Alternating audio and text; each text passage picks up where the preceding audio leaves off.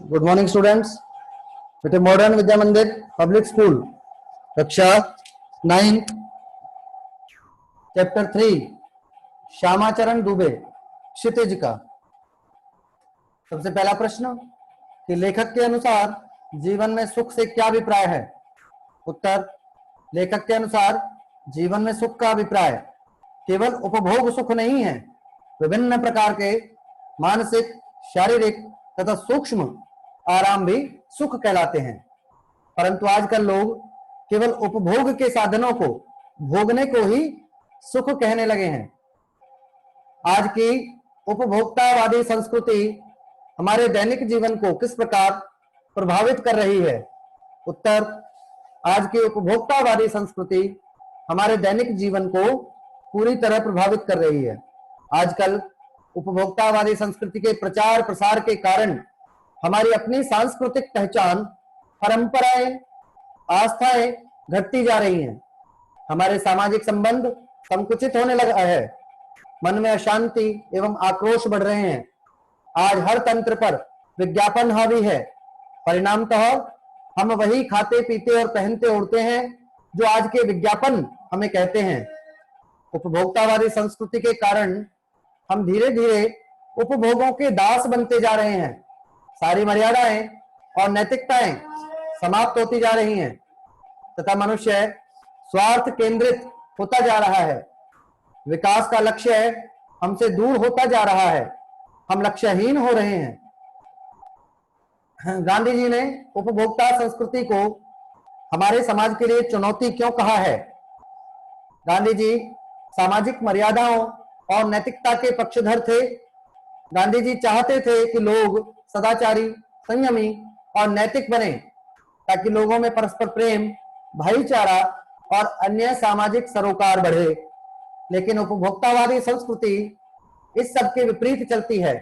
वह भोग को बढ़ावा देती है, जिसके कारण नैतिकता तथा मर्यादा का ह्रास होता है। गांधी जी चाहते थे कि हम भारतीय अपनी बुनियाद और अपनी संस्कृति पर कायम रहे। उपभोक्ता संस्कृति से हमारा सांस्कृतिक अस्मिता का ह्रास हो रहा है।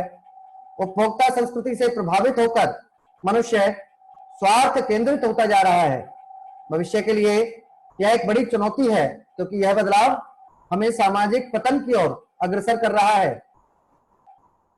आशा स्पष्ट कीजिए, जाने अनजाने आज के माहौल में आपका चरित्र भी बदल रहा है और आप उत्पाद को समर्पित होते जा रहे हैं।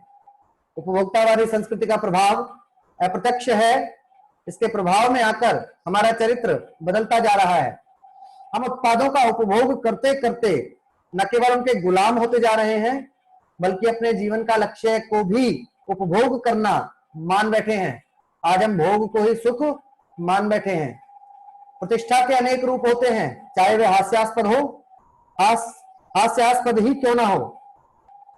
सामाजिक प्रतिष्ठा विभिन्न प्रकार की होती है, जिनके कई रूप तो बिल्कुल विचित्र हैं। हास्यास्पद का अर्थ है हंसने योग्य। अपनी सामाजिक प्रतिष्ठा को बढ़ाने के लिए ऐसे ऐसे कार्य और व्यवस्था करते हैं कि अनायास हंसी फूट पड़ती है।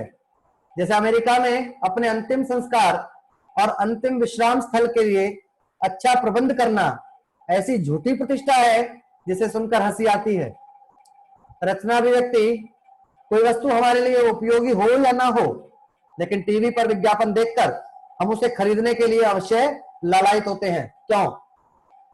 विज्ञापनों का प्रभाव अत्यंत सूक्ष्म तथा सम्मोहक होता है।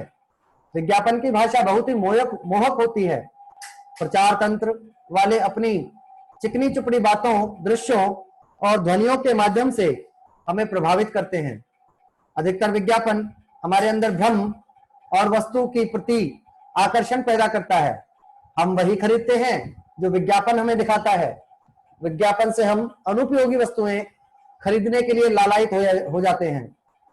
आपके अनुसार वस्तुओं को खरीदने का आधार वस्तु की गुणवत्ता होनी चाहिए या उसका विज्ञापन? तर्क देकर स्पष्ट कीजिए। निश्चित रूप से वस्तुओं को खरीदने का आधार उनकी गुणवत्ता होनी चाहिए, क्योंकि पहला कारण, अधिकतर विज्ञापन हमारे मन में वस्तुओं के प्रति भ्रामक आकर्षण पैदा करते हैं। दूसरे, अधिकतर विज्ञापन आकर्षक दृश्य दिखाकर गुणहीन वस्तुओं का प्रचार करते हैं। तीसरा, विज्ञापनों के माध्यम से हम किसी वस्तु के गुण दोष की सच्चाई नहीं जान सकते हैं। पाठ के आधार पर आज के उपभोक्तावादी युग में पनप रही दिखावे की संस्कृति पर विचार व्यक्त कीजिए। यह बात बिल्कुल सच है कि आज दिखावे की संस्कृति पनप रही है। आज लोग अपने को आधुनिक से अत्याधुनिक और कुछ हटकर दिखाने के चक्कर में कीमती से कीमती सौंदर्य प्रसाधन, म्यूजिक सिस्टम, मोबाइल फोन, घड़ी और कपड़े खरीदते हैं। समाज में आजकल इन चीजों से लोगों की हैसियत आंकी जाती है।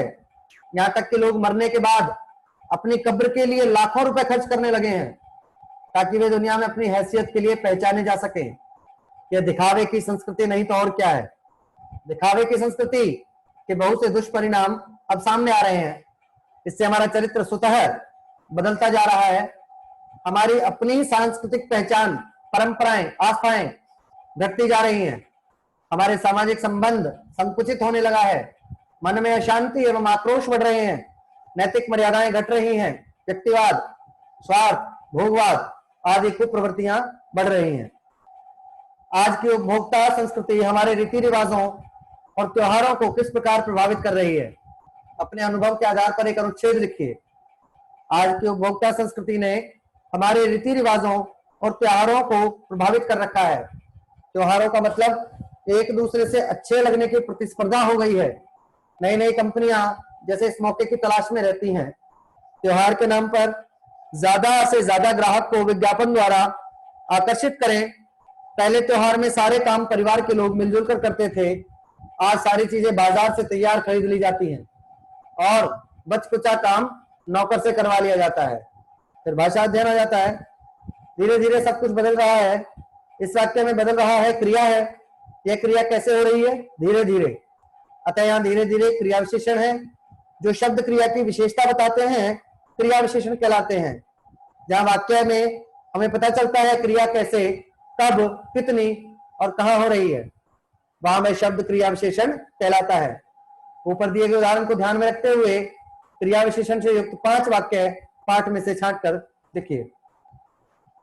पहला, धीरे धीरे सब कुछ बदल रहा है। धीरे धीरे रीतिवाचक क्रिया विशेषण, सब कुछ परिणामवाचक क्रिया विशेषण। आपको लुभाने की जीतोड़ कोशिश में निरंतर लगी रहती है। निरंतर रीतिवाचक क्रिया विशेषण। सामंती संस्कृति के तत्व भारत में पहले भी रहे हैं। पहले कालवाचक क्रिया विशेषण। अमेरिका में आज जो हो रहा है कल वह भारत में भी आ सकता है। आजकल कालवाचक क्रिया विशेषण। हमारे सामाजिक सरोकारों में कमी आ रही है। परिमाणवाचक क्रिया विशेषण। धीरे धीरे, जोर से, लगातार, हमेशा, आजकल, कम, ज्यादा, यहाँ, उधर, बाहर, इन क्रिया विशेषण द्वारा शब्दों का प्रयोग करते हुए वाक्य बनाइए। पहला, धीरे धीरे। धीरे धीरे मेरा उससे परिचय हुआ। पानी जोर से बरसा। लगातार पानी बरस रहा है। संजना हमेशा दौड़ती है। राजू आजकल प्रतिदिन अभ्यास करता है। हमारा दुख उसके सामने बहुत कम है। आज मैं कुछ ज्यादा खा गया था। वह यहाँ आएगा। उसने उधर मुड़कर न देखा। चिड़िया बाहर बिलख रही थी। नीचे दिए गए वाक्यों में से क्रिया विशेषण और विशेषण शब्द छांटकर अलग लिखिए। कल रात से निरंतर बारिश हो रही है। निरंतर रीतिवाचक क्रिया विशेषण। कल रात कालवाचक क्रिया विशेषण। पेड़ पर लगे पके आम देखकर बच्चों के मुंह में पानी आ गया। पके विशेषण, मुंह में स्थानवाचक क्रिया विशेषण। रसोई घर से आती पुलाव की हल्की खुशबू से मुझे जोरों की भूख लगाई। हल्की विशेषण, जोरों की रीतिवाचक क्रिया विशेषण। उतना ही खाओ जितनी भूख है, उतना जितनी परिमाणवाचक क्रिया विशेषण। विलासता की वस्तुओं से आजकल बाजार भरा पड़ा है। आजकल कालवाचक क्रिया विशेषण, बाजार, स्थानवाचक क्रिया विशेषण।